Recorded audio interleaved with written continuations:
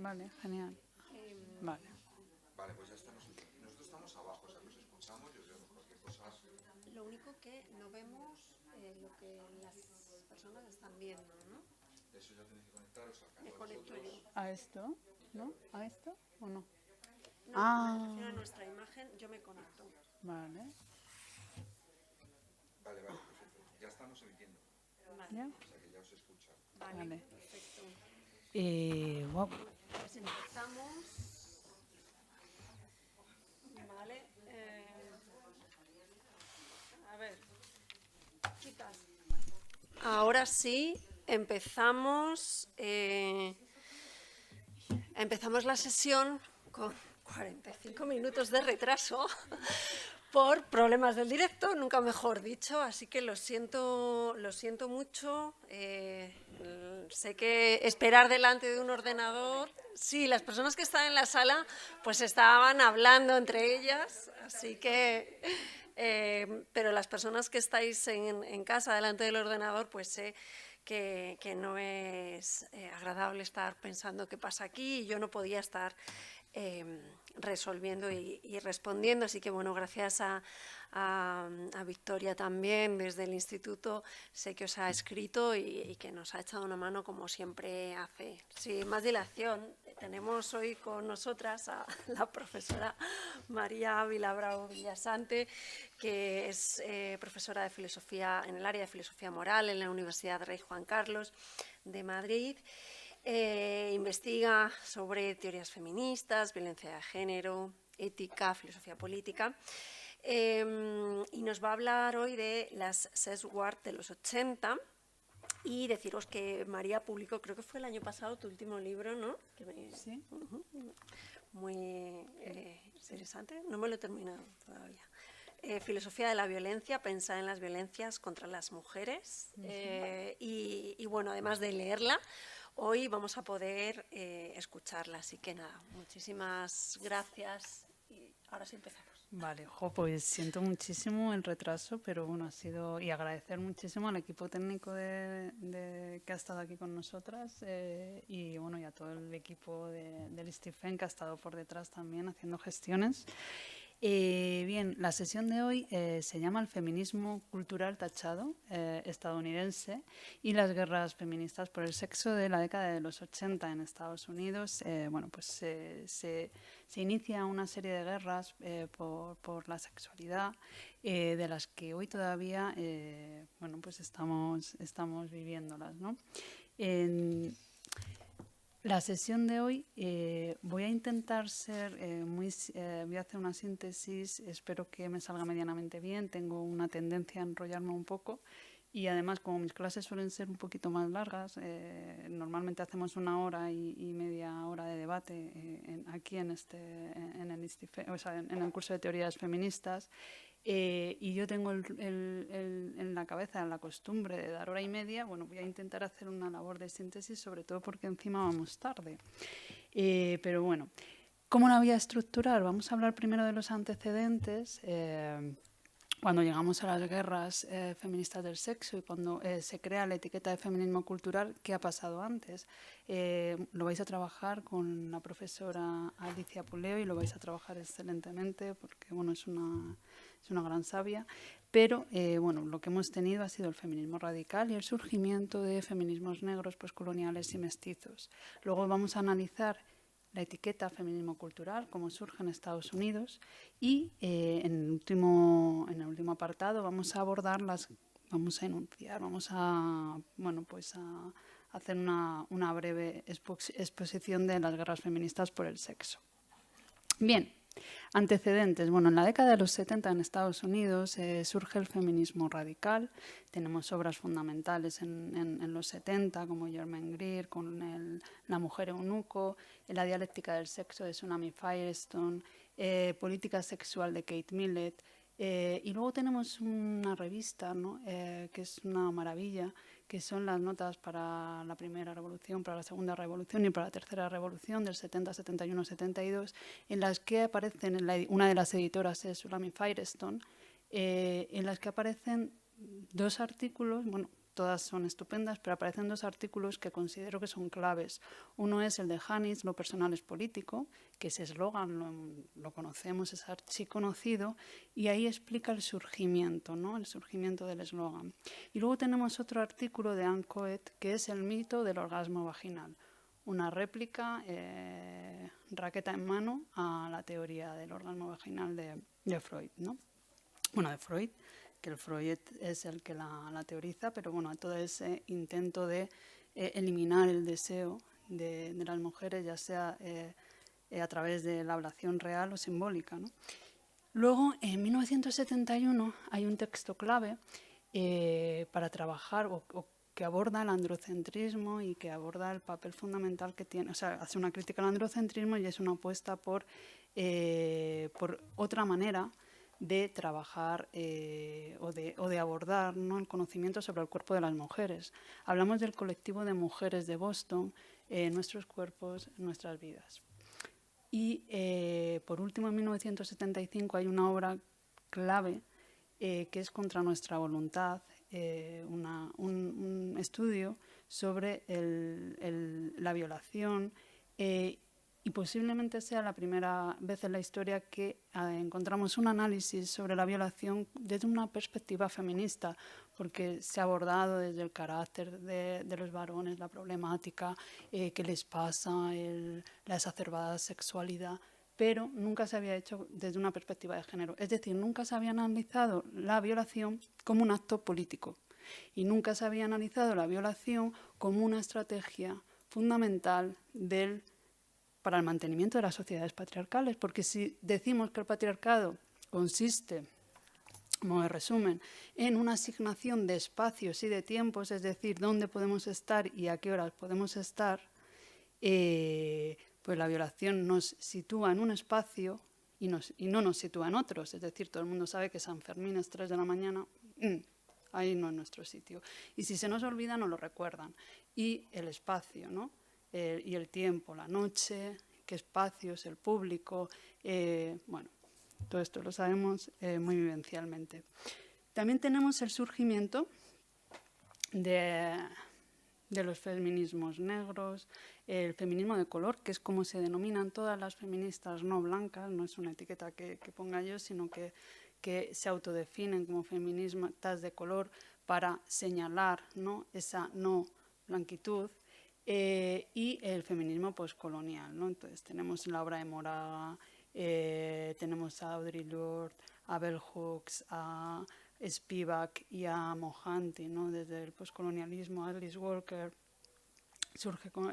publica El color púrpura, ¿no?, que es una obra pues en la que convergen, ¿no?, el anticlasismo, el antirracismo, la descripción del sexismo, ¿no? Y también tenemos a Davis, ¿no?, la figura de Davis. Bien, vamos a hacer, ya hemos contextualizado, he hecho una contextualización express, ¿no? Pero bueno, si nos da tiempo en el debate, pues podemos ahondar. De todos modos, contad con que eso lo vais a estudiar más detenidamente cuando trabajéis feminismo radical con Alicia Puleo, entonces ella le va a dedicar una sesión entera, pero quería apuntar. Bien, el feminismo cultural. Quiero hacer primero la panorámica a dónde emerge, ¿vale? A dónde se ubica ya. Hemos pasado ese previo, ¿no?, esa genealogía, y ahora vamos a ver dónde estamos. En 1978 van a aparecer 2 obras claves del ecofeminismo, Gynecology, de Mary Daly, y Mujeres y Naturaleza, de Susan Griffith. Además aparece una obra de Adrienne Rich que es bueno, pues muy potente, que se llama La heterosexualidad obligatoria y la existencia lesbiana, ¿vale? En el 79 aparece el libro de Kathleen Berry, la esclavitud sexual de la mujer. Aparece también en el 80 el libro de la sexualidad lesbiana de Sophistry. Luego tenemos la compilación que hace Alice Vance, que se llama Placer y Peligro. En el 87 Jeffries publica Anticlímax. En el 88 vamos a tener una aparece una de las obras fundamentales, ¿no?, desde la teoría crítica feminista o desde los estudios feministas, que es el contrato sexual, ¿verdad? Y en el 89 encontramos dos obras claves de la postura del feminismo anticomercial en cuestión de sexo, ¿no?, de la postura que defiende el sexo no comercial, ¿no?, que van a ser Andrea Dworkin y Mackinnon, la teoría feminista del Estado.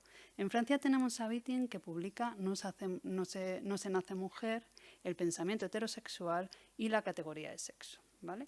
Todo esto estoy planteándolo porque, sobre todo las tres primeras obras, Gynecology, Woman and Nature, y la heterosexualidad obligatoria y la existencia lesbiana, van a ser obras que van a dar pie a que se atribuya un retorno al esencialismo, ¿no? y de ahí va a surgir la etiqueta de feminismo cultural, ¿vale? El resto las ubicamos más en esas guerras feministas por el sexo, ¿vale? En el libro que no lo he dicho, en el libro de Carol Vance, El placer y el peligro, encontramos una compilación de estudios. Encontramos el artículo de Alice Eccles, El ello domado, la política sexual feminista entre 1968 y 83, la obra de Gail Rubin, Reflexionando sobre el sexo, notas para una teoría radical de la sexualidad, y el propio artículo de Carol Vance, El placer y el peligro. Bien. Cuando hablamos de feminismo cultural, y de hecho es el motivo por el que lo hemos eliminado, ¿no?, del título, es porque, en primer lugar, va a funcionar o va a operar por heterodesignación. Es decir, ninguna de las autoras a las que se ubica con el término feminismo cultural se reconocen en tal categoría, ¿vale? El término fue acuñado desde el feminismo socialista para señalar que estaban apostando más por la identidad que por solucionar los problemas económicos o materiales que estaban en la base del patriarcado, ¿no? Esa renuncia a lo material por los elementos simbólicos y culturales del patriarcado, ¿vale? Entonces, esto que en principio era una categoría descriptiva del modo de hacer frente al patriarcado, acaba teniendo un carácter peyorativo, ¿no? Y además se acaban convirtiendo en una especie de totum revolutum o de un cajón desastre donde se ubica a todas aquellas feministas que no encajaban en ninguna de las categorías, ¿vale? Entonces, es bueno saber que ninguna acepta, primero, esa categoría y, segundo, el significado peyorativo que se les atribuye. Bien. Catherine Berry dice que el feminismo cultural no es un término que nos identifique ni a mí ni a las demás feministas radicales. Nosotras continuamos forjando teorías profundamente políticas sobre la opresión de las mujeres, teorías de política sexual, mientras que las socialistas y las marxistas están ocupando su tiempo en ver cómo nos relegan, cómo nos mandan a esa categoría, ¿vale? El debate entonces establece entre las feministas radicales, o una parte de las feministas radicales a las que se les acaba asignando como culturales, y las feministas marxistas y socialistas. Vale. La etiqueta la pone Alice Eccles. Dice, lo que hemos llegado a identificar como feminismo radical representa un alejamiento tan fundamental de sus raíces feministas radicales que necesita un nuevo nombre. Ella lo que dice es que lo que están haciendo las feministas radicales de los 80 ya no tiene nada que ver con la reivindicación original de las feministas radicales, ¿no? Entonces, dice que hace falta una nueva categoría, ¿vale? Y esa nueva categoría va a ser el feminismo cultural. Me referiré a esta versión más reciente del feminismo como feminismo cultural, puesto que equipara la liberación de la mujer al desarrollo de una contracultura femenina que, según se espera, reemplazará la cultura dominante.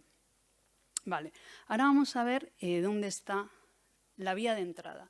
La vía de entrada nos la va a ofrecer Sulami Firestone. La vía del giro al esencialismo lo vamos a encontrar entre otros lugares, en la filosofía o en la dialéctica del sexo de Sulami Firestone. Hay un momento en el que él dice, en la que ella dice, el reducido número de mujeres que han contribuido directamente a la cultura con su capacidad creadora ha gravitado hacia los campos incluidos dentro de la modalidad estética, ¿vale? Ella, influida, es una freudomarxista, ¿no? Es una filósofa freudomarxista, entonces asume el principio de placer, ¿no? Y el principio de realidad, la razón tecnológica y la modalidad tecnológica y la modalidad estética. Entonces asigna acríticamente, que es el problema, todas sabemos y estamos además reivindicando solventar la brecha que hay, ¿no? En las STEM, en las humanidades, todas sabemos que hay algo, pero claro, asumir acríticamente que eso es esencial, ¿no? O natural, es problemático, ¿vale? Entonces lo que ella dice es que hay una buena razón, la respuesta estética se corresponde con el comportamiento femenino. A ambas actividades se les puede aplicar idéntica terminología: subjetivo, intuitivo, introvertido, ansioso, propio de un sueño fantástico, relacionado con el subconsciente, el ello, emocional e incluso temperamental, histérico, ¿vale? Paralelamente, la respuesta tecnológica, es decir, la de los varones, es la respuesta masculina, objetiva, lógica, extrovertida, realista, relacionada con la fracción consciente, el ego, racional, mecánica, pragmática y bien asentada en la realidad estable, ¿vale? Claro, ella lo que sostiene es que no puede haber ninguna producción en un sistema patriarcal como el que conocemos, no puede haber ninguna producción auténticamente femenina, ¿vale? Habría que hacer otra contracultura, ¿vale? Para poder crear algo específicamente femenino, ¿vale? Porque en una cultura que nos ha socializado o en la que las mujeres responden a una modalidad estética, ¿vale?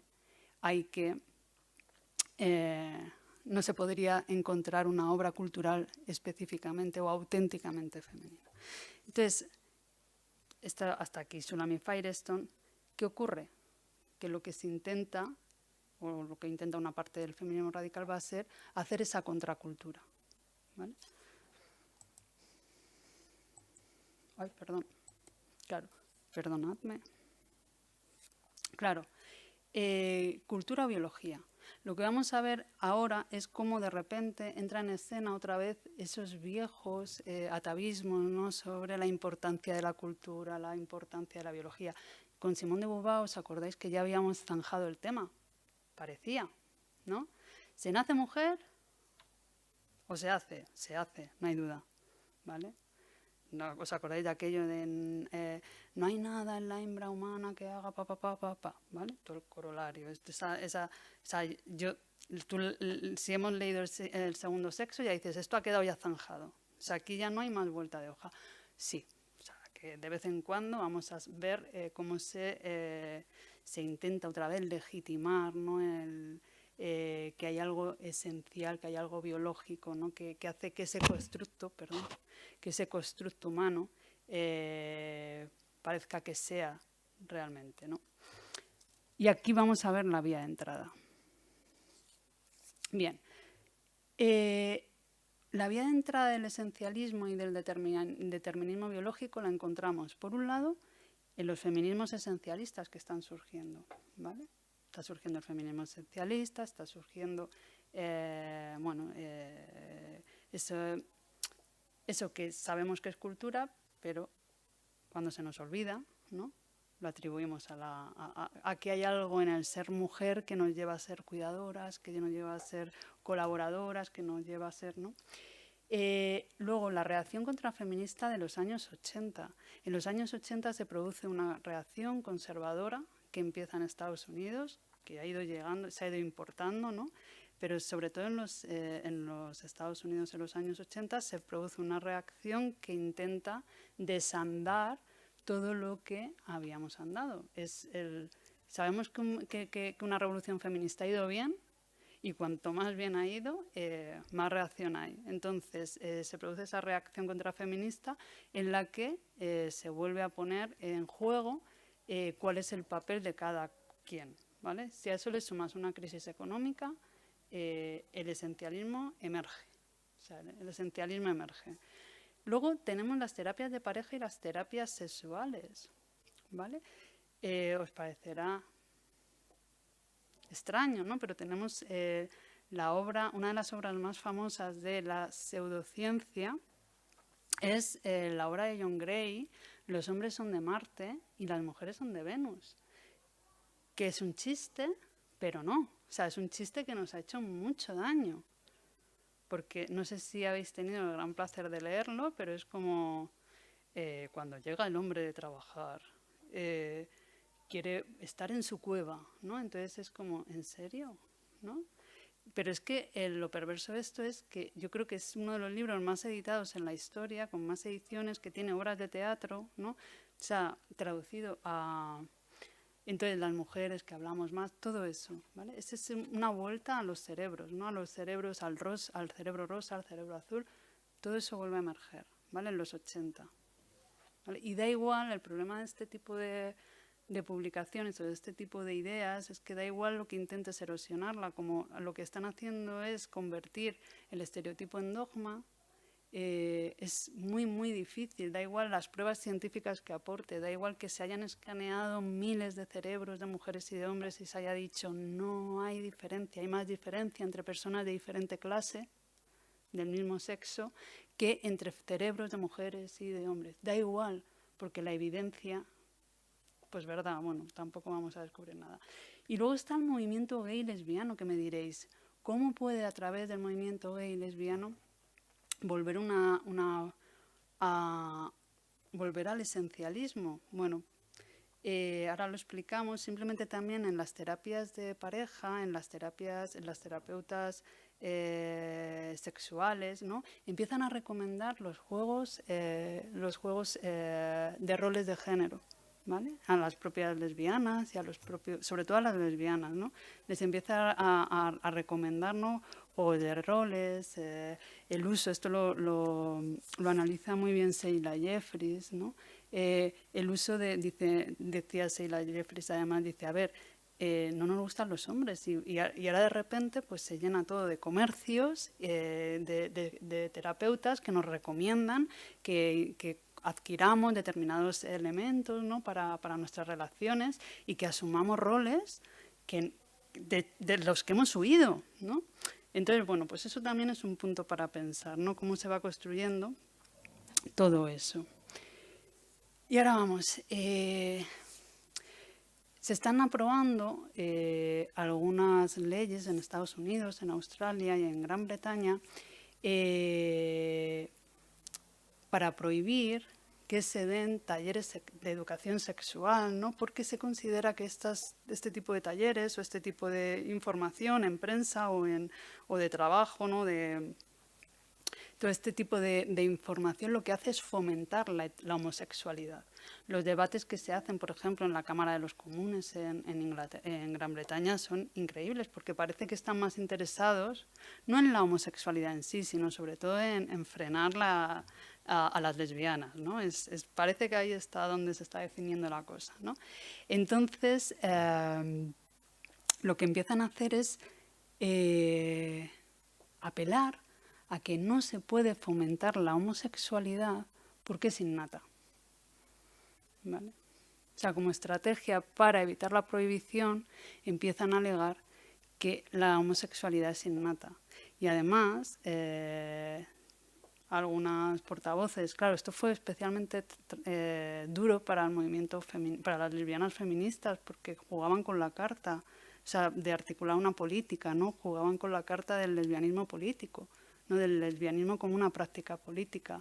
Al decir que era innato, lo que hacían era aniquilar cualquier posibilidad de lucha política, ¿vale? Y además, incluso lo que ocurre es que se acaba alegando a que la homosexualidad está presente en el ADN, contra todo sentido común, porque claro, la mayoría de las lesbianas y de las personas LGTBI provenían, ¿no? de padres y de madres heterosexuales. Entonces era como contrasentido común, pero sin embargo tenemos que ubicarlo no como tal vez un esencialismo real, sino como un esencialismo de vamos a intentar salvar esto, ¿no? Pero sí que cuaja bastante esa idea de el lesbianismo y la homosexualidad como un innatismo, como algo natural, ¿vale? No algo decidido, político, una posibilidad, ¿vale? Bien, ¿cómo opera el esencialismo inherente a algunos feminismos? Vale, digo algunos muy prudente, ¿vale? Porque sobre todo en el lenguaje, cuando estamos hablando, porque cuando escribimos podemos volver sobre nuestras palabras, pero sí que es cierto que cuando estamos hablando, cuando estamos dando una charla, al final hablamos de hombres y de mujeres, ¿no? Y podemos incurrir, no tenemos el tiempo para explicar, porque culturalmente hemos sido socializadas, no podemos hacer todos los matices que sí se pueden hacer en un texto, ¿no? Entonces, no siempre que hablamos de hombres, mujeres y viceversa, ¿no? Como el chiste, lo que estamos haciendo es... no tenemos ese tiempo de matizar bien, ¿no? O sea, partimos de que el género es algo muy cultural, pero no siempre tenemos la opinión de exponerlo. ¿Cómo se opera el esencialismo inherente a algunos feminismos? Primero, se toman a las particularidades de hombres y de mujeres en un momento concreto de la historia y se elevan a categorías o a características universales, ¿verdad? Dado que esas características universales han sido devaluadas por el patriarcado, ¿no? ¿Qué se hace? Vuelta a la tortilla, contracultura. Se erigen o se da valor a esas cualidades y se dice además que son naturales, ¿vale? Es decir, a mí se me ocurre siempre el ejemplo del cuidado. En vez de pensar que es un valor que sería universalmente deseable, ¿no? Muchas veces, y además esto se ha utilizado, ¿no? Porque hay varias maneras de discriminar. Una es por abiertamente, ¿no? Discriminar porque necesitamos que hagas un papel, ¿no? Entonces te discrimino y digo, tu papel es cuidar. Ya sé Rousseau, necesitamos que Emilio pueda salir a votar, así que Sofía, tú a casa, ¿vale? A cuidarme, a mí y a todos los pares. Y la otra, ¿cuál es? Halago, que bien cuidas, Maripuri, ¿no? Que bien cuidas, y claro, el refuerzo luego nos gusta a todas, sobre todo a todas, ¿no? Por esa otra edad, tal. Entonces, hay que tener cuidado con eso, porque el esencialismo opera así, ¿vale? Si las cualidades que ha devaluado el patriarcado son estas, vamos a hacer una contracultura marcada por esto, ¿vale? Entonces, normalmente las cualidades que se les han asignado a las mujeres nos suelen gustar, ¿no? Pero hay que tener cuidado. Nos han asignado, ¿vale? No son nuestras. Serían incluso deseables, pero no son nuestras, por naturaleza al menos, ¿vale? Bien, ¿qué problemas va a plantear el giro esencialismo del feminismo en la política feminista? Pues uno de los problemas más graves es que obviar o negar que estamos ante construcciones culturales va a consistir en considerar que el enemigo no es la cultura, no es la política o no es la sociedad patriarcal, sino la masculinidad en sí misma, ¿vale? La masculinidad en sí misma. ¿Por qué? Porque incurrimos en el proceso de bipolarización natural, ¿vale? Entonces volvemos a establecer que hay un polo, ¿no? Volvemos a la masculinidad, que diréis, pues bueno, pues de perdidos al río, oye, pues es que son ellos, vale, pero la masculinidad y la feminidad son entelequias contrapuestas. Cuando reforzamos una, reforzamos la otra. No hay otra manera de hacerlo. Si yo pido una masculinidad fuerte, ¿no? Un hombre muy hombre, estoy reclamando una mujer muy mujer. O sea, es que no hay otra manera de hacerlo en un sistema como el que está planteado, ¿vale? Si yo reclamo una mujer que cuide tal, y lo pongo en un espacio de opuestos, al otro le estoy liberando absolutamente del cuidado, ¿vale? Porque funcionan en un sistema patriarcal, son entelequias contrapuestas. y complementarias. ¿Vale? Entonces, subir a una es bajar a la otra. Y bajar a una es subir a la otra. ¿Vale? O sea que hay que tener cuidado por eso.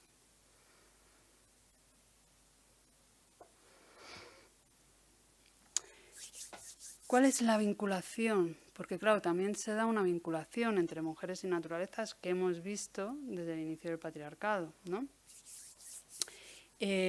Rousseau, por ejemplo, consideraba que las mujeres son lo salvaje a domesticar. ¿Y esto por qué? Por su cercanía con la maternidad, ¿no? La maternidad siempre nos ha situado del lado de la naturaleza. La maternidad no como práctica cultural, sino, ¿no?, como la gestación, vamos a hablar con corrección.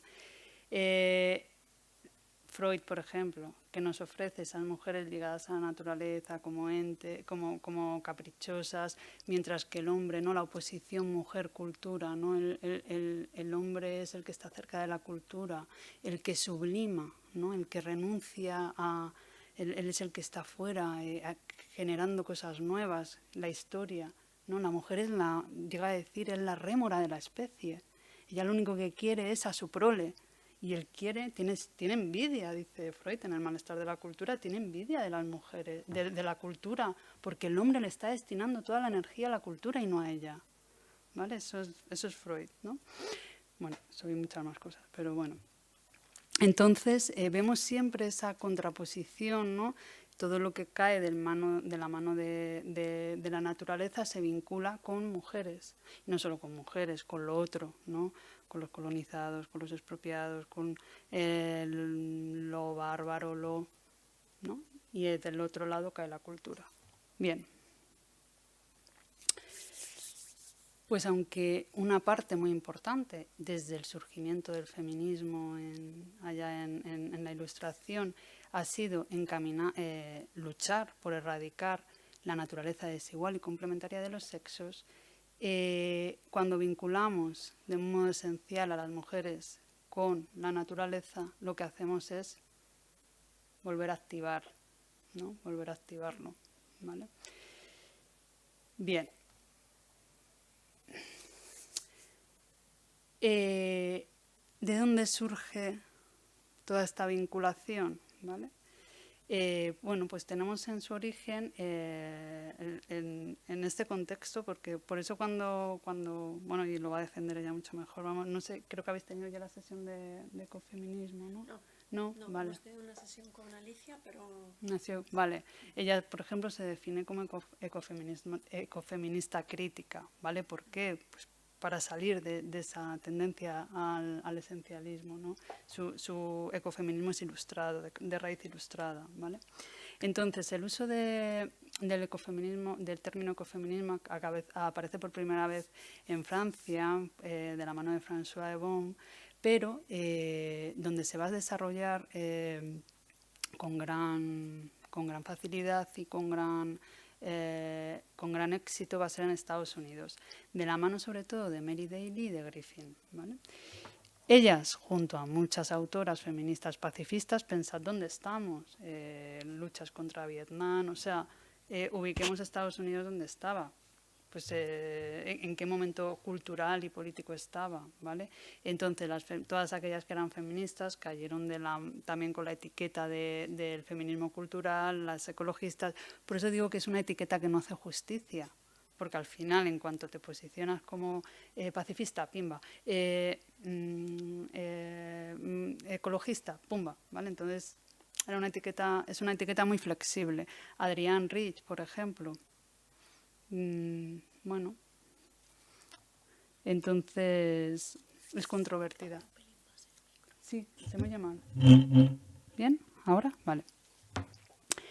Vale, el giro del feminismo radical al ecologismo, al feminismo cultural, lo vamos a encontrar en la mano de Mary Daly, en Gynecology. Gynecology bebe directamente de la obra del colectivo de mujeres de Boston, ¿no? Nuestros cuerpos, nuestras vidas, ¿no? Allí se hace una apuesta por por recurrir a prácticas ginecológicas y médicas que sean más favorables para las mujeres, ¿no? Que no sean tan lesivas, ¿no? Es una denuncia al androcentrismo que estábamos viendo en ciencia, ¿vale? Entonces, ella el libro, fijaros, ginecología, ¿vale? O sea, que es un guiño increíble. Bien. Ella dice que es un libro extremista escrito en una situación extrema, ¿vale? Dice, es el fin de una cultura que se aniquila a sí misma y sustituye el árbol de la vida por símbolos necrófilos de un cuerpo muerto. El Dios exige insaciablemente más sacrificio y el principal sacrificio de este masoquismo espiritual es una mujer colgado de una madera. Ella va a analizar, va a estudiar todos los mitos y las religiones y llega a la conclusión de que todas se pueden reducir a una, el culto al patriarcado, ¿vale? Bien, admira muchísimo a Valerie Solanas, que supongo que la conocemos todas, ¿no? Y cita directamente esta sentencia de Solanas. Al macho le gusta la muerte porque lo excita sexualmente y aunque ya no está muerto, interiormente quiere morir. Dele afirma que esos hombres que quieren morir son los que controlan el mundo, el planeta. Si amaran la vida, el planeta sería diferente, ¿no? Los que ostentan el poder en el patriarcado, los hombres con poder, han declarado la guerra a la vida misma, ¿vale?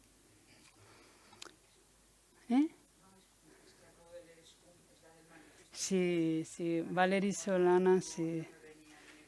Sí, claro, entonces es problemático, sí, claro, y entonces es problemática mucho, pero es muy problemática, ¿no? Bien.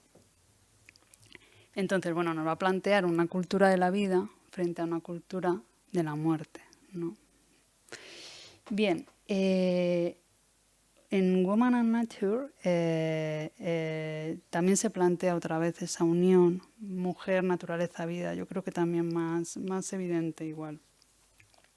Frente al hombre, cultura, violencia, ¿no? Ella nos dice, cuando nos despertamos hay un niño que se nos da, somos madres, sentimos un dolor donde la vulva ha sido cortada, somos madres, sentimos que la piel del niño es suave, la cara en el sueño es hermosa para nosotras, el pequeño cuerpo acostado contra nuestro cuerpo vulnerable, los gritos nos mueven, en secreto quitamos la ropa del niño, la manta, el pañal, acariciamos el cuerpo, amamos este cuerpo porque somos parte del cuerpo. Somos madres y estamos llenas de cuerpo. Si los hombres tuvieran hijos, imaginemos, irrumpirían de sus cabezas, no de sus nalgas, y estarían completamente desarrollados y vestidos divinos, sin la necesidad de comer nada de la sustancia que brota de su sustancia. Es Zeus y Atenea, ¿vale? O sea, es la imagen del nacimiento, ¿vale? Pero somos madres. Ella es una gran vaca que se encuentra en medio de su propia carne blanda, con caderas lo suficientemente anchas como para parir, que abre su carne como una esclava para el uso del mundo, ¿vale? Aquí encontraríamos otra de las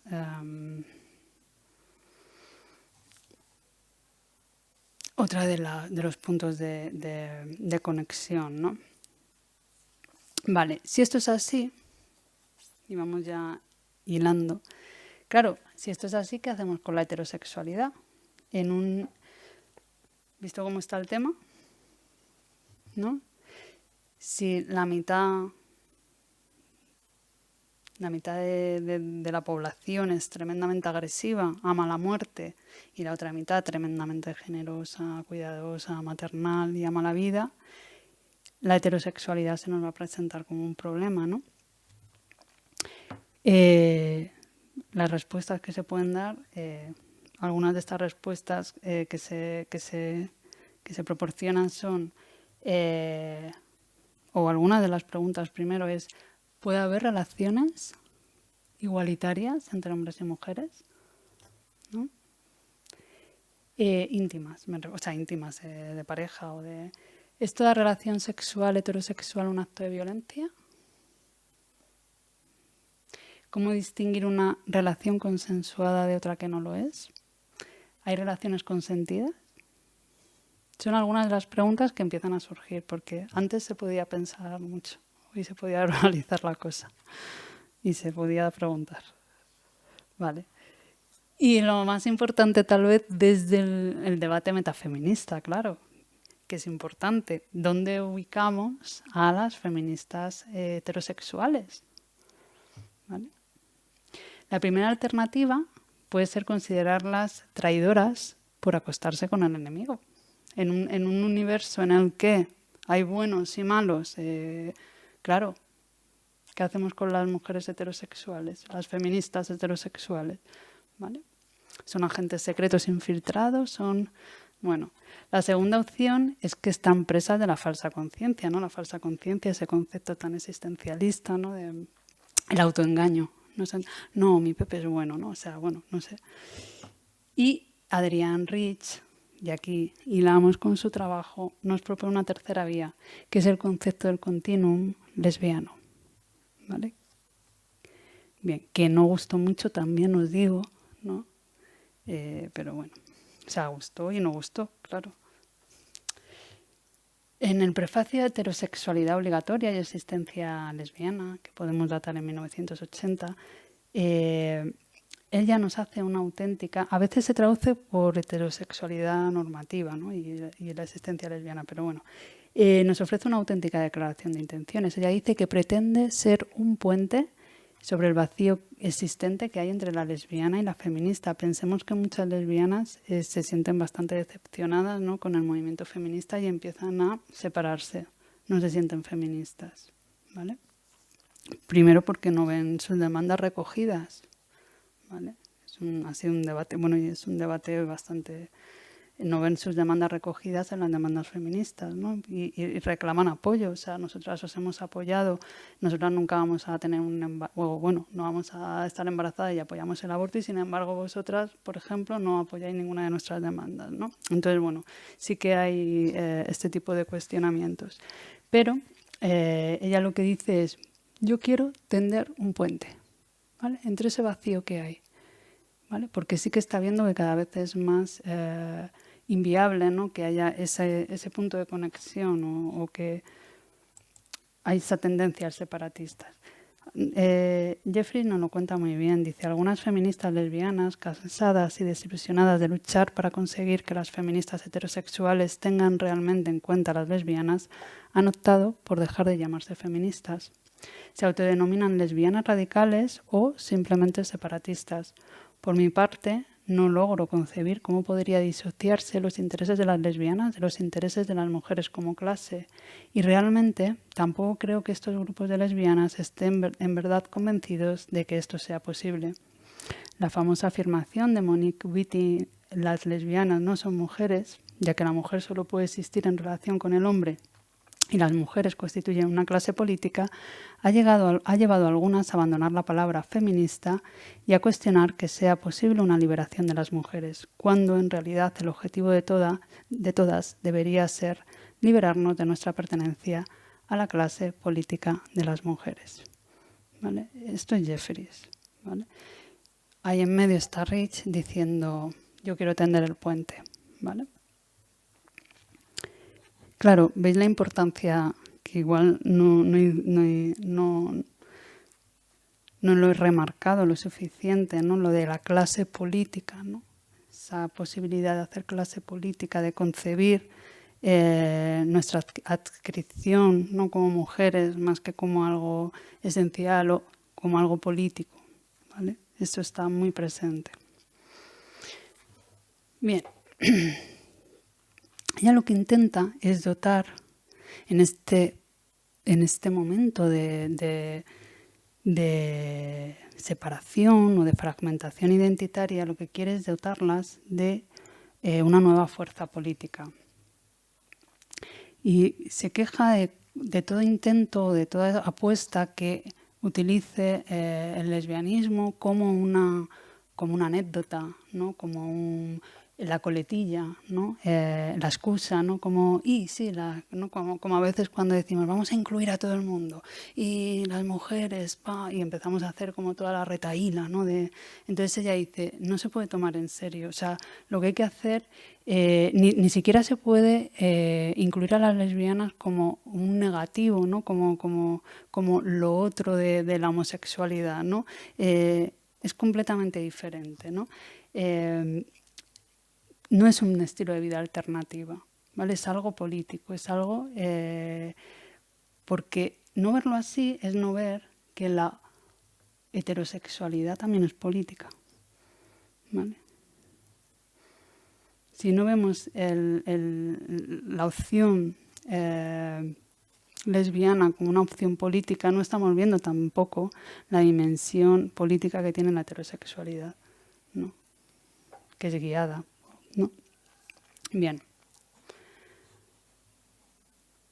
Dice, se retrasa ya mucho la aparición de una crítica feminista de la orientación sexual obligatoria para las mujeres. ¿Vale? Además, tiene el gran mérito de introducir el otro gran tema, la maternidad, ¿vale? Que es otro de los temas que tampoco se puede pensar mucho, ¿vale? Ella lo que va a proponer es la revisión de la heterosexualidad normativa y de la maternidad. Para ella, ambas instituciones van a ser instituciones políticas, aunque dirá, por mucho que los individuos que se ven envueltas en ellas, ¿no? Por mucho que las madres, por mucho que las heterosexuales insistan en considerarlas instituciones o prácticas naturales, ¿no? Bien.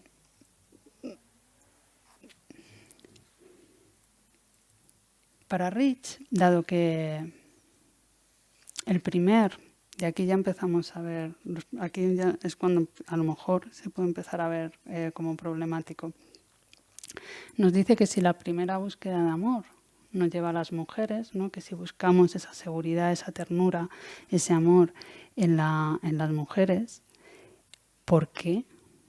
¿Por qué existe la heterosexualidad?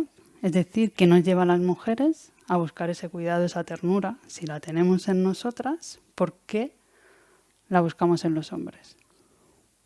¿No? Es como se plantea ella. ¿Por qué somos heterosexuales si al final iríamos a la fuente de amor, ¿no? Si la búsqueda de amor y ternura por parte de los dos sexos nos lleva originariamente hacia las mujeres, ¿por qué iban las mujeres a desviar la dirección de esa búsqueda? ¿Por qué la supervivencia de la especie, el medio de fecundación, las relaciones emocionales eróticas se habrían identificado de sí tan rígidamente? ¿Por qué unas ataduras tan violentas se consideran necesarias para imponer a las mujeres la totalidad de su lealtad emocional y erótica y su servilismo hacia los hombres? ¿Vale?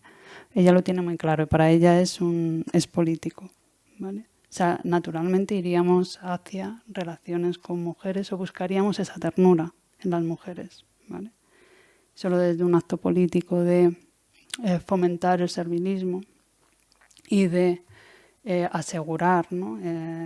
El sistema heterosexual iríamos a patriarcal, viraríamos en nuestra dirección, ¿vale? Esto está muy en línea con el pensamiento radical, ¿no? Con el feminismo radical y el papel del amor, ¿no? ¿Cómo se mantiene el patriarcado? Se preguntaba Kate Millett, ¿no? Cuando diferencia entre hay patriarcados, hay poderes que se tirando de Arendt, ¿no? Hay poderes que se imponen por violencia extrema, ¿no? Y con un poder que es obvio, y otros donde las leyes son más laxas, ¿no? Esa diferenciación que hace también Puleo entre patriarcado de coerción y consentimiento. ¿Por qué? ¿Qué es lo que nos está llevando? Dicen el amor romántico, ¿vale? O sea que esto no estaría tan lejano. Bien, analiza las 8 características del poder masculino de Gaff en el origen de la familia. Katrin Gaff dice que el poder de los hombres se sostiene, el patriarcado, por así decirlo, se sostiene gracias a o porque niega a las mujeres su propia sexualidad. Impone la sexualidad masculina a las mujeres. Dirige o explota su trabajo para controlar su producto. Controla y se apodera de sus hijos e hijas. Las confina físicamente para evitar su movimiento, ¿vale? Las usa como objeto de transacciones entre hombres, obstaculiza su creatividad y les arrebata amplias áreas de conocimiento social y logros culturales, ¿vale? Esto es, esta antropóloga hizo un trabajo y vio que esto era algo que estaba presente en todos los pueblos, en todas las culturas analizadas. Rich dice que sí, que bueno, que está bien, que sí que estas características están, pero que no legitiman el patriarcado, sino que lo que legitiman, por así decirlo, lo que sirven de base es para lo que sirven realmente es para mantener la heterosexualidad normativa, es que fuerza a las mujeres a la heterosexualidad normativa, ¿no? Entonces, si bien el diagnóstico o las características las ve, sí que cree que está errada en el final o en la consecuencia que tiene estas 8 características, ¿no? Que no están destinadas tanto a mantener el patriarcado como a forzar la heterosexualidad normativa. Bien. Para la tarea que Rich le da al feminismo es no dar tanto cuenta de la desigualdad de género como de las formas en las que se fuerza a las mujeres a la heterosexualidad, ¿vale? Y dado que el lesbianismo se ha escrito en los márgenes de la historia, ¿vale? Por eso, porque se ha escondido la posibilidad, ha sido muy difícil que la heterosexualidad apareciera como algo que se puede elegir, ¿no? Por tanto, va a ser necesario analizar la heterosexualidad como una institución. Y nos dice, no hacerlo sería como no admitir que el sistema económico llamado capitalismo o el sistema de castas del racismo se mantiene por una variedad de fuerzas entre las que se incluye la violencia física como la falsa conciencia, ¿vale? Es decir, no podríamos explicar el patriarcado de un modo coherente si no entendemos la heterosexualidad normativa, ¿vale? Bien, vamos a la pregunta inicial que nos hacíamos cuando analizábamos a Rich. ¿Qué hacemos con las feministas heterosexuales? Rich lo que hace es introducir 2 términos, la existencia lesbiana y el continuum lesbiano. Ella dice que el término lesbiana no es un término que sea... es un término que implica patología, ¿no? Que no le acaba de convencer. Entonces, en su lugar va a proponer el concepto de existencia lesbiana. ¿Por qué? Porque este término le permite dar cuenta de toda la existencia histórica de lesbianas, ¿no? Y de la creación de significado de esa existencia, ¿vale? De cómo se vive, ¿no? De cómo se ha ido construyendo esas relaciones entre mujeres. También es cierto que habla de un concepto mucho más amplio, ¿vale? Ahora lo vamos a ver en la idea de continuum lesbiano. Y este va a ser también uno de los problemas, ¿vale? Porque claro, muchas lesbianas dicen, es que lo que estás haciendo es erosionar el concepto para abrir una amistad o una sororidad, ¿vale?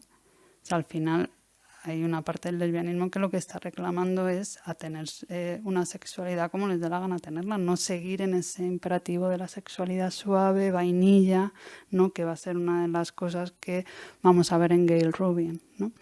Entonces ella dice que la noción de continuum lesbiano incluye toda una gama de experiencias de sororidad e intimidad entre mujeres que no es necesariamente sexual, ¿vale? Entonces lo abre tanto a lo largo de sus vidas y de la historia. Estas experiencias de intimidad primaria entre 2 o más mujeres incluyen compartir una vida más profunda y rica, la unión solidaria contra la tiranía masculina, el dar y el recibir apoyo práctico y político. Claro, el feminismo, ¿no? Pero, bueno. Las feministas heterosexuales serían incluidas en el continuo lesbiano, en tanto que están unidas con las lesbianas en la lucha contra la tiranía masculina. Pero claro, la definición de continuo lesbiano, si la pensamos, bueno, pues a mí me huele a feminismo, ¿no? O sea, que es la definición de feminismo para mí, ¿no? Bien. Claro, pero ella lo que nos va a decir es que hay que redefinir el erotismo. El erotismo, y esto es algo que vio muy bien la Escuela de Frankfurt, ¿no? La teoría crítica, sobre todo, no sé, lo tenemos en Marcuse también, y luego lo relabora Firestone muy bien, ¿no? Cómo el erotismo se ha concretado mucho, ¿no? Se ha reducido. Entonces hay que ampliar el erotismo, ¿no? Porque ahora se ha reducido a zonas erógenas concretas, ¿no? Y el erotismo habría que abrirlo, ¿no? Ella lo que nos dice es: el erotismo es una energía omnipresente, ¿no? Como la alegría que nos llena de fuerza, que nos hace estar menos dispuestas a aceptar la falta de poder o esos otros estados de ánimo que se nos han suministrado y que no nacieron conmigo, como la resignación, la desesperanza, la autoeliminación, la depresión, la autonegación, ¿vale? Entonces, ella lo que aboga es por ampliar, ¿no?, ese concepto de erotismo, no reducirlo tanto ni acotarlo tanto como aparece cada vez más al final, porque el erotismo se ha convertido en un preludio casi, ¿no?, a una relación. ¿Cómo voy de...? Wow, mal. Vale. Y mira que voy, pero voy súper rápido, o sea, estoy pensando que digo, no sé si estoy incluso haciéndome entender porque voy súper rápido, ¿vale? Vale, bueno, no os voy a contar nada de lo que no estemos un poco informadas porque seguimos todavía a la estela de esto. En los años 70 van a surgir en Estados Unidos un debate sobre la pornografía, ¿vale? Y la disputa, no lo vais a creer, pero va a dividir al feminismo en dos. Y bueno, pues divide profundamente al feminismo en dos. Unas a las que se va... Claro, y aquí quien puede designar el poder te da... Quien tiene el poder puede significar, puede designar, ¿no? Entonces... una postura se define como antisexo, ha pasado con la etiqueta de antisexo, y la otra prosexo, ¿vale? ¿Quién quiere ser anti algo? Antisexo sobre todo, que el sexo es súper divertido, ¿no? Entonces ahí da cuenta de quién perdió, quién está perdiendo el debate, ¿no? Pero bueno, yo lo he redefinido, ¿vale? Es una postura que aboga no contra el sexo, sino contra el sexo comercial, y otra a favor del sexo comercial. ¿Vale? Simplemente por redefinirlo y pues hombre, como filósofa los conceptos nos gusta manejarlos un poco. Bien, ¿por qué la categoría de feminismo cultural cae también aquí? Pues porque a todas las feministas que se posicionaron del no al sexo comercial se las acusó de feministas culturales, ¿vale? Entonces la etiqueta les cayó muy bien. Y ahí en ese cajón desastre que os he hablado, pues cayeron ecologistas, pacifistas y todas aquellas feministas que estaban contra el sexo comercial, ¿vale? No contra el sexo en general. Bien, vamos rápidamente a... He seleccionado dos porque fueron las que más se posicionaron, Durkin y Mackinnon. Ellas fueron contratadas por... Minneapolis para hacer una investigación sobre la pornografía. Entonces tuvieron la ocasión de entrevistar a muchísimas mujeres que habían vivido o que habían estado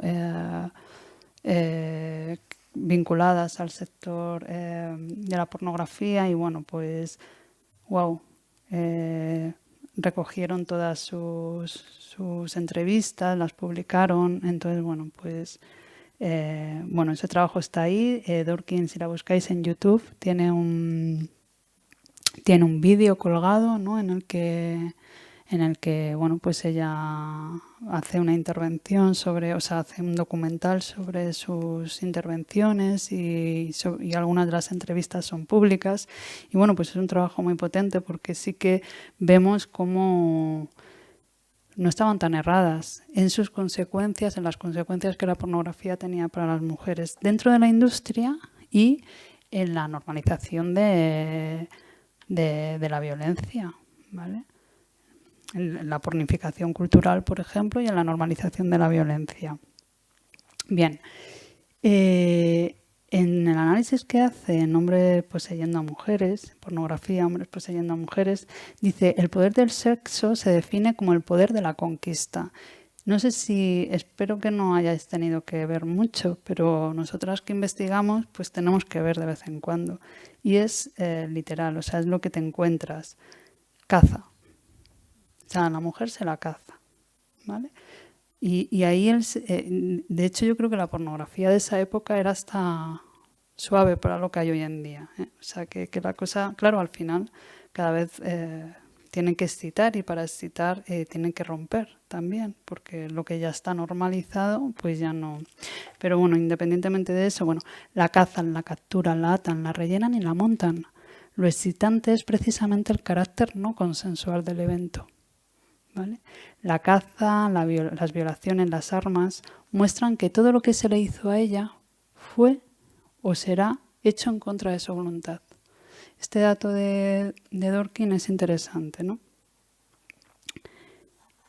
Porque la mujer aparece siempre como presa y además como se está, lo que ella prevé muy bien o lo que ella ya analiza es que se está erotizando esa negativa, ese sufrimiento, ese acto de ser presa, esa sumisión, ¿no? ¿Qué es erótico? La sumisión, ¿no? ¿Qué excita la sumisión?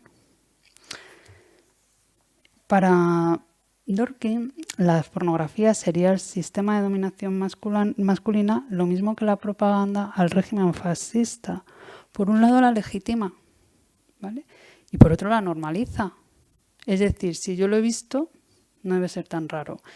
Y si yo lo he visto y lo veo, es normal, ¿vale? Entonces, legitima y normaliza.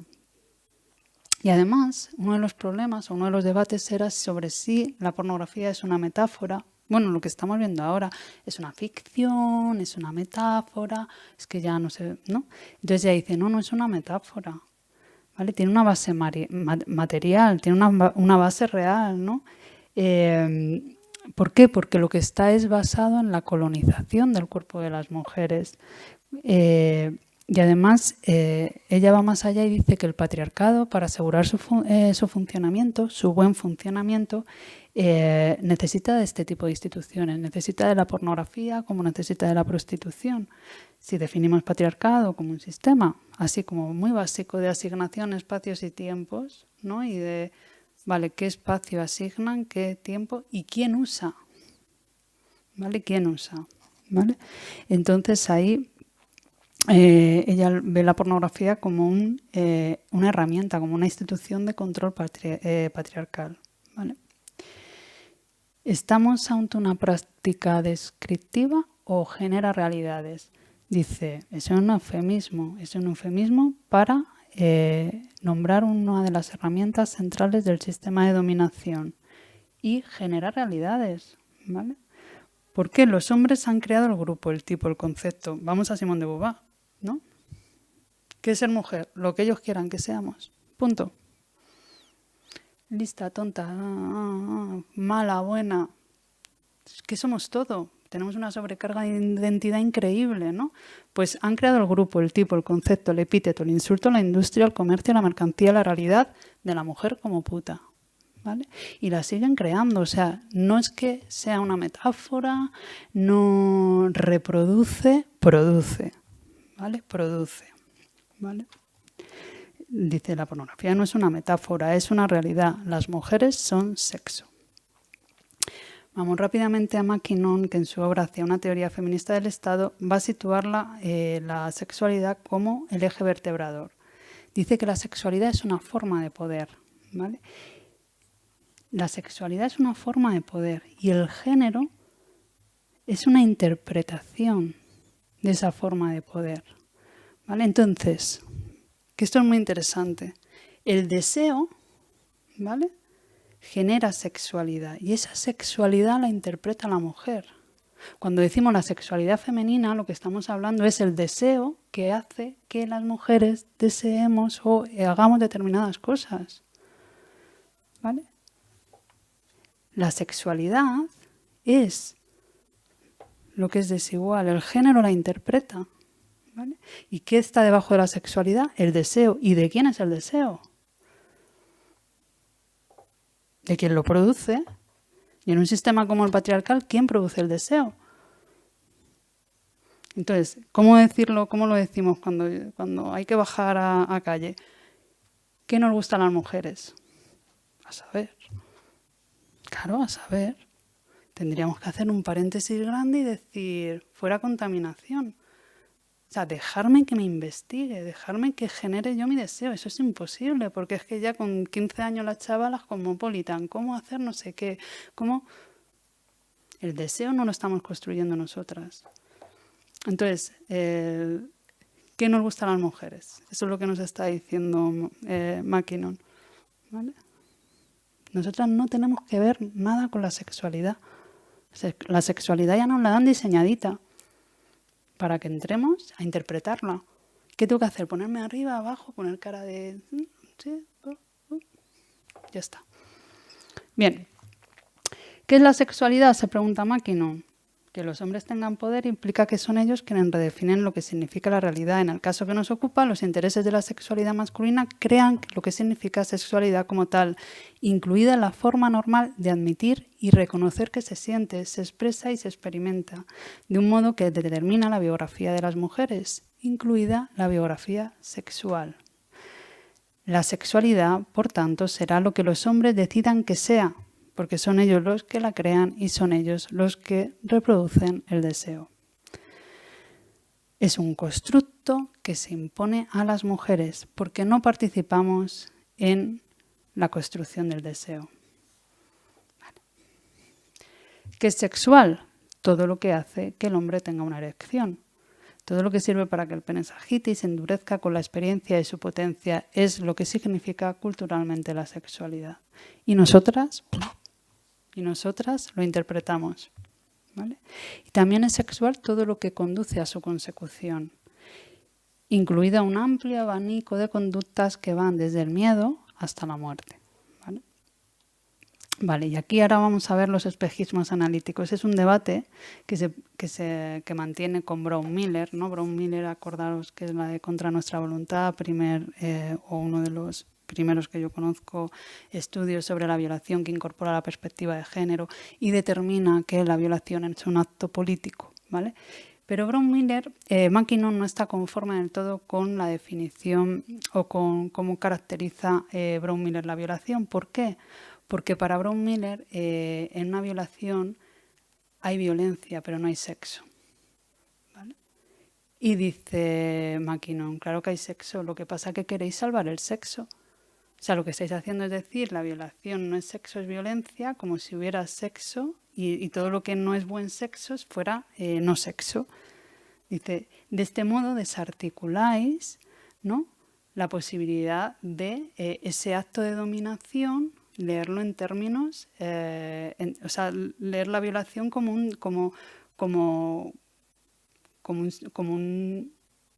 ejercicio de dominación, porque si eso no es sexo, ¿vale?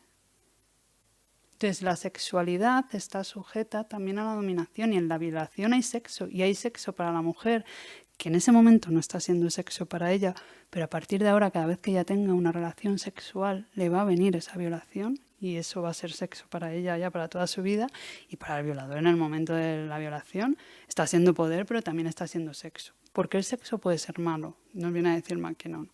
Claro, ¿eso qué hace? Feminista cultural. Mira lo que ha dicho, ¿vale? Entonces al cajón de las feministas culturales. Bien, ¿puede haber relaciones de consentimiento? ¿Cómo entienden las mujeres el placer?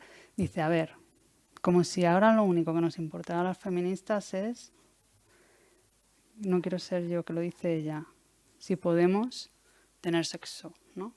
Ahora parece que la única cuestión que nos importa es esa, ¿no? Como si a las mujeres solo les hiciera falta un buen polvo, ¿no? Dice aquí, ¿vale?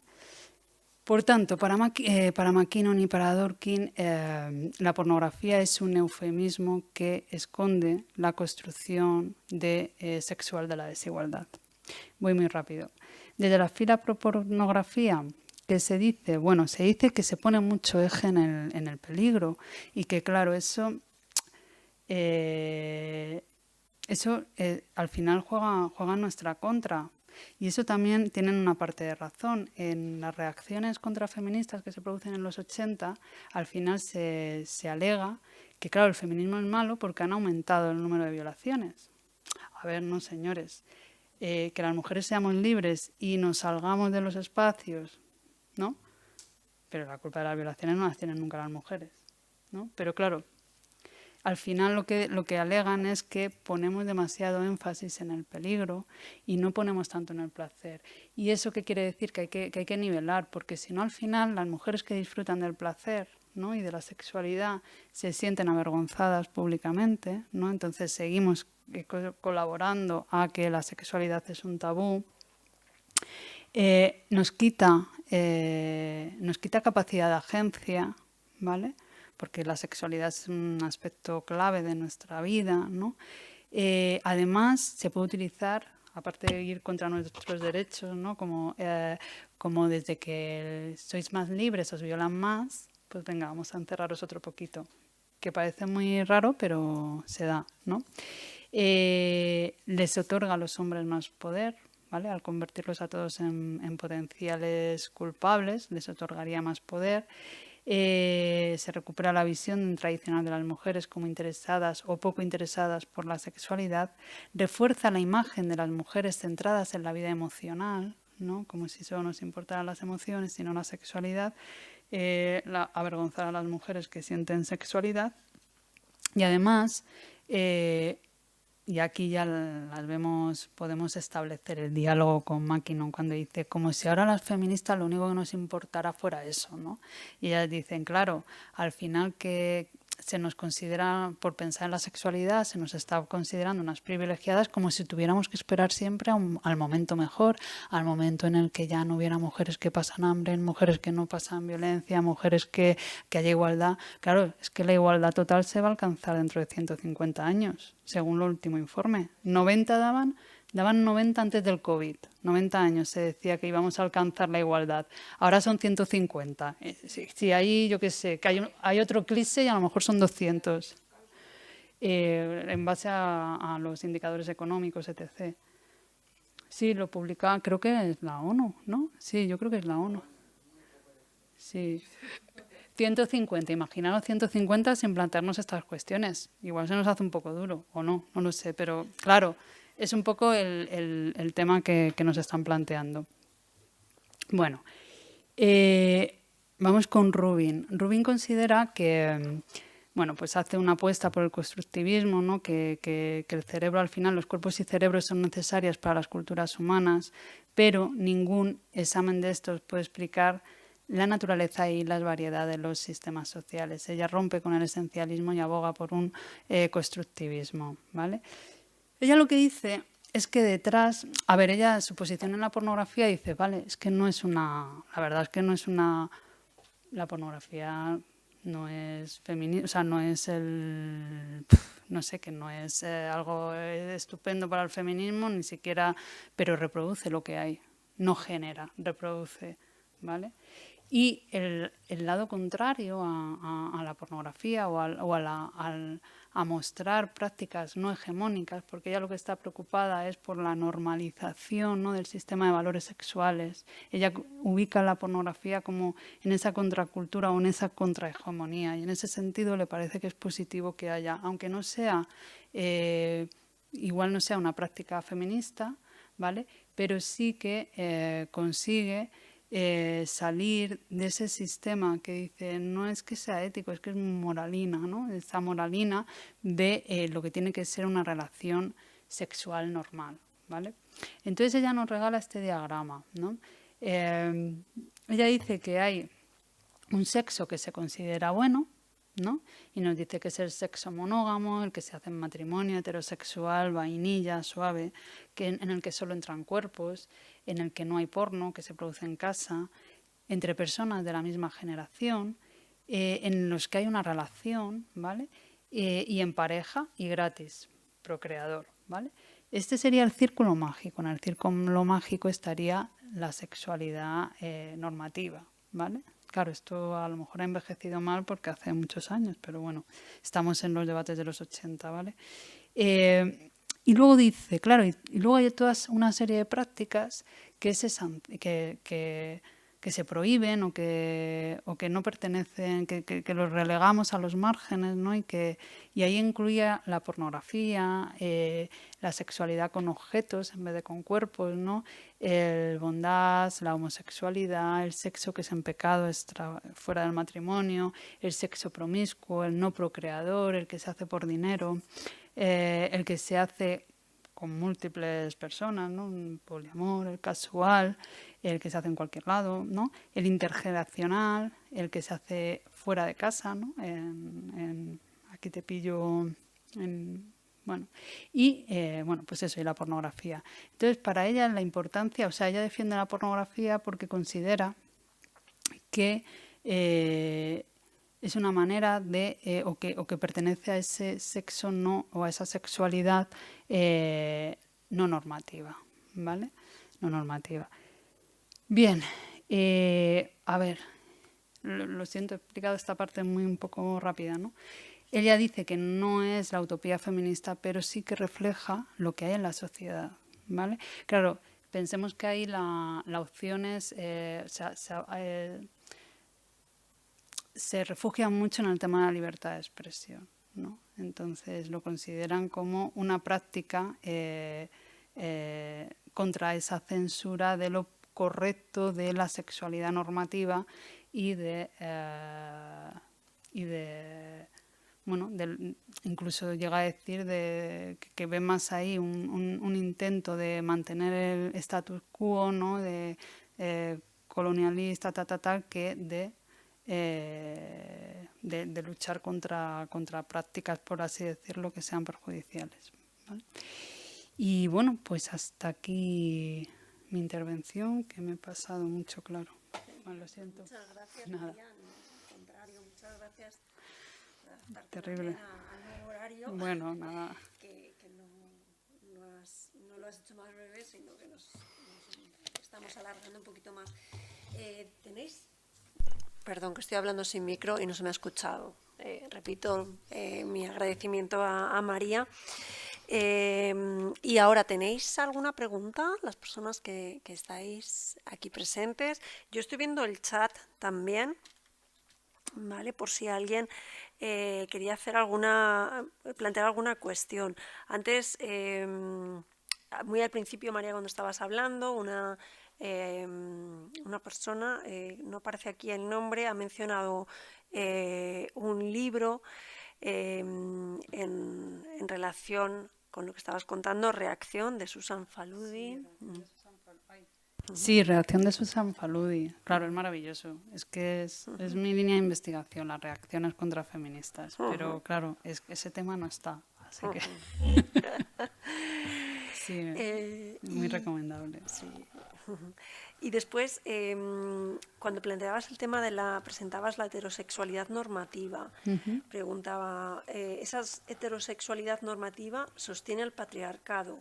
¿No va a dar lo mismo? O sea, entiendo que la pregunta es si existen dos significados de una heterosexualidad normativa y si en el feminismo cultural hay una especie de defensa. No, al contrario. O sea, Entiendo bueno, que iba por ahí. Claro, no, a ver, el feminismo cultural realmente es que no sabemos qué significa porque es una etiqueta que, o sea, que Rich, por ejemplo, que sí que se la ha etiquetado de feminista cultural, ella se niega, o sea, no la asume. Y ella lo que define como heterosexualidad normativa es eso, es imperativo a que seamos, a mantener la heterosexualidad. ¿Vale? O sea, que ya lo que dice es que hay que analizar la heterosexualidad normativa porque en base a ella se construye o se mantiene el sistema de dominación patriarcal. Un momentín, que te dejo el micro.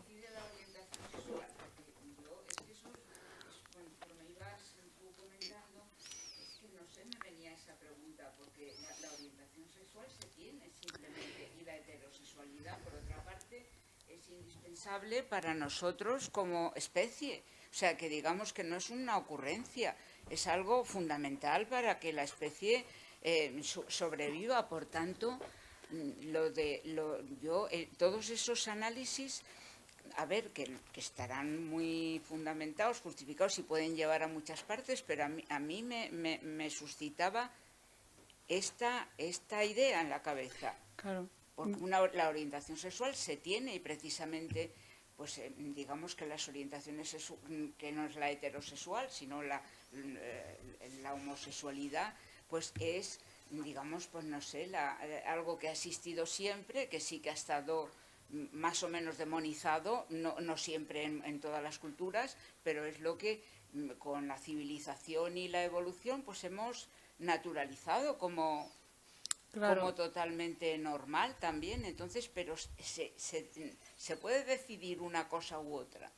Ella lo que yo ahí yo ya no, pero lo que Rich sostiene es que Rich y muchas teóricas obviamente es que claro, lo que ha permitido es que se presente como una opción y natural, y es precisamente haberlo ocultado. Que cuando tú tienes opciones, claro, es que es cuando tú tienes, que si tú tuvieras la posibilidad de elegir, ¿no? Posiblemente no lo vieras como tan natural, ¿sabes? O sea, pero las personas homosexuales tienen esa orientación que es minoritaria y acaba surgiendo y acaba imponiéndose, mejor o peor. O sea, que no, es que, claro, aunque no les dejen elegir en un principio, eso luego se manifiesta. Claro, el problema es que no todas las personas homosexuales son siempre homosexuales. O sea, el problema, no, que no es ningún problema, pero digo que sabemos que no. No, eso no lo comprendo. Que hay personas que son heterosexuales, de repente, o no de repente, que parece que se les cae una teja, ¿no? Pero que hay personas que viven toda su vida o parte de una vida como heterosexuales, luego les atrae personas de su mismo sexo, luego pues, o sea que bueno, que sabemos que eso, o sea que no es, que no está de todo tan claro, que sea algo innato. O sea que yo ahí, claro, que yo tampoco tengo yo la capacidad no soy sexóloga, ¿no? Pero desde un punto de vista político sí que se reivindica esa posibilidad. O sea que, pero claro, es que los sentires personales, claro, ahí yo ya sí que no. Porque también está la bisexualidad, o sea, claro. Se puede tener una orientación sexual hacia pero hombres o hacia cuando mujeres. Claro, pero para eso hay que poder poner nombres y saber que puedes tener la posibilidad. Y cuando no tienes nombres, cuando no tienes un concepto para describir, ¿no? Y cuando no tienes esa opción de subsumirte, ¿no? En esa categoría, pues igual ni siquiera te la planteas. O sea, que igual puedes tenerlo súper claro, pero esa opción a veces no se da. No lo sé, que yo ya... Yo no soy una persona como muy documentada en el tema, pero vamos, claro, cada uno vive su sexualidad como puede, quiere.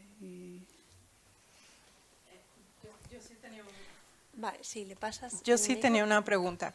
Cuando hablabas que había unas socialistas materialistas que fueron marxistas, marxistas, que son las que nombran culturales a este grupo, quería saber cuáles eran más o menos. Alice Eccles. Alice Eccles. Eccles. Espera que te Sí. Ha aparecido, creo. Sí. Ujú. Sí. Mira, a ver si te lo busco aquí. La etiqueta. Alice Eccles. El Alice llamado, en el libro de Vance. De Alice Vance. Perdón, de Vance. No me acuerdo el nombre. Vale. Sí, era por saber si eran un grupo o eran varias. No, bueno, como, claro, antes, pues que se investigaba, se pensaba mucho en común, pero vamos, la que crea la etiqueta es Eccles. Y a raíz de ella, bueno, pues los grupos feministas más marxistas y más socialistas, pues sí que empiezan a utilizarlo. Ok, vale. Vale, la persona que hacía la pregunta sobre la heterosexualidad normativa nos dice, lo que preguntaba es si cuando Rich dice que esos 8 pilares de Woog sostienen la heterosexualidad normativa y no el patriarcado, si eso en el fondo no es decir lo mismo, ya que la heterosexualidad en el fondo sostiene el patriarcado. Sí, sí, lo que pasa es que en el análisis deja fuera la heterosexualidad. Me he expresado mal. Gap deja fuera la heterosexualidad. Ella no cree que la heterosexualidad sea reforzada con los 8 poderes. Sí, que igual no lo he expresado bien. Vale. Y, a ver, Lucía nos dice, me interesaría saber más sobre este concepto de heterosexualidad obligatoria, ya que lo utilizo para investigar sobre profesiones masculinizadas y cómo las mujeres acceden y se desarrollan en ellas a través de sus maridos. ¿Alguna referencia más para indagar? A ver, referencia de mujeres. Heterosexualidad. Pero la heterosexualidad normativa es ese constructo social que nos hace pensar que nuestra única manera de relacionarnos sexualmente con otros es a través de una manera heterosexual, ¿no? Claro, Pero ella no lo sé- relaciona con las profesiones masculinizadas y el acceso que a ellas tienen las mujeres. No veo muy bien No te sé el decir, vínculo. pero- Vale, a ver si Lucía Pero nos, si, nos Lucía, lo si puedes me aclarar quieres, más. yo no sé si voy a saber del tema, no sé si te lo voy a saber defender o incluso buscar, pero escríbeme, no sé si tienes, si me escribes o Laura te facilita mi correo, te Sí, buscamos yo se lo info. mando. Sí, Vale. Y después hay otra intervención también que dice, a ver, en todas estas reflexiones sobre el sexo y la sexualidad, quien analiza todo desde la sexualidad sagrada como el tantra que hace culto a lo femenino, es decir, al, entre comillas, deseo de la mujer. Y explica, pongo entre comillas deseo, porque en el Tantra, como filosofía de vida, plantea que el deseo es lo contrario a la sexualidad sana y completa. pues no tengo ni idea de tantra, o sea, te voy a ser muy sincera, pero bueno, me parece interesante. Si uno de los temas sobre los que tenemos que reflexionar y bueno, tenemos que reflexionar sobre muchos, pero a mí el deseo, con la que nos está viniendo con todos estos temas, me parece que debería ser un poco urgente, ¿no? O sea, El deseo falta en ese círculo de lo bueno y de lo malo, de las condiciones que tiene ¿Se que lo tener puedes pasar? de las condiciones que tiene que tiene un buen sexo o un mal sexo, como falta el deseo no aparece. ya. Pasa que es malo o bueno no en términos morales, o sea, no en Ya, términos bueno, de... Sí, o correcto, sí, incorrecto, sí. pero que el deseo parece que es lo primero para tener, no aparecía, o yo no lo he visto. No aparece, apare- no aparece. Me ha parecido, pues eso, curioso, porque eso es lo primero. Pues sí, a lo mejor también, claro, nosotras somos, y yo lo soy muy... No conozco apenas de filosofías orientales, ¿vale? Y lo poco que conozco igual he conocido, o sea, sí que está muy yin-yang, o sea que, pero sí que pues habrá que investigar el tantra. Como vía de, Sí, al final, bueno, las mujeres hemos estado fuera, ¿no? del canon filosófico, pero las filosofías orientales también, desde luego. ¿Cómo estamos ahora? Porque habréis visto, ¿no?, el tema de la gente joven que se relaciona, que tiene problemas para mantener relaciones sexuales, porque se educa en la sexualidad en la pornografía directamente. Total. O sea, yo cuando has dicho lo del gap, que de antes de la pandemia estábamos en tal y ahora estamos en 150, digo, pues, y poco me parece, porque este gap en vez de disminuir va a aumentar. Entonces, nosotros que trabajamos con gente joven y tal, o que convivimos con gente joven, a mí me preocupa mogollón, porque es que tienen problemas de relación para relacionarse sexualmente, porque aprenden sexualidad en la pornografía directamente, con lo responsable que somos todos, las familias, las escuelas, las universidades. Hostia, tenemos un problema muy importante con eso, ¿eh? Y 150, ojalá fuéramos capaces de disminuir, pero yo creo que esto va a seguir de momento increciendo. Yo creo que también. Mira, el otro día tuve un grupito de he tenido 3 días una estancia, han venido alumnas y alumnos de cuarto de la ESO a hacer una estancia conmigo. Sí, por allí. Sí, Nosotros también. y estaban, pues, hice un programa que se llamaba ¿Quieres trabajar de agente de igualdad? Y vinieron, pues eso, sabían a qué venían. Y yo soy muy... Claro, yo digo, yo llevo muchos años trabajando en educación, pero llevo a lo mejor como 5, 6, bueno, más, 7 años sin trabajar con gente de 15 años, ¿no? Con chavalería de 15 años. Y le dije, yo no sé si esto funciona todavía. O sea, no tenemos que irnos a sexualidad, es que no hemos avanzado nada en amor romántico. Y mira que lo tenemos muy trabajado. Bueno, es que hemos retrocedido.